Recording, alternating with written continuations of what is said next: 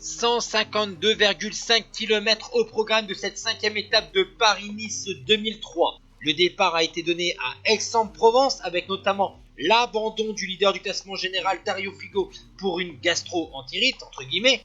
Ensuite, il y a eu une échappée matinale avec Frank Van Den Broek, une longue échappée pour se tester en vue de Milan-San Remo. Et avant d'arriver donc au pied du Mont Faron, on a vu l'attaque notamment de coureurs français comme Sandy Cazard et Laurent Brochard, puisque l'arrivée est jugée au sommet du Mont Faron. 5,5 km à 8% de moyenne via le chemin du Fort Rouge, jusqu'une arrivée au téléphérique, soit environ 17 minutes d'effort sur cette ascension sur une route étroite, une ascension difficile et à 1500 mètres de la ligne.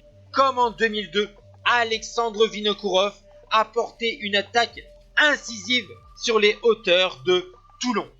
Derrière, on va voir que c'est Davide Rebellin et Carlos Sastre qui ont décidé de s'unir dans la poursuite derrière le Kazakh, porteur du maillot vert et aussi porteur d'un brassard noir, en l'honneur d'Andrei Kivilev, décédé quelques jours auparavant.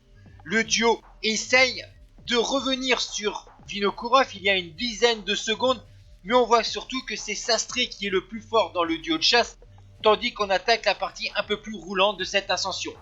Excellent puncher, Vinokourov résiste, il a une dizaine de secondes sur Carlos Sastre et Davide Rebellin. Rebellin a du mal à donner des relais à Sastre, c'est surtout l'Espagnol qui fait le gros du travail, tandis que Vinokourov se retourne. Nous arrivons dans le dernier kilomètre et on voit Rebellin grimacer, Sastre aussi, mais lui, l'Espagnol est bien trop fort pour l'Italien.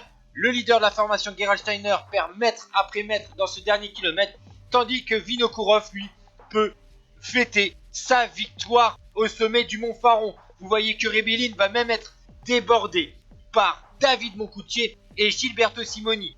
Le duo franco-italien réalise une excellente fin d'ascension, tandis que Vinokourov, après 3h46 minutes de course, fait coup double en prenant la tête du classement général en plus de ce succès d'étape important.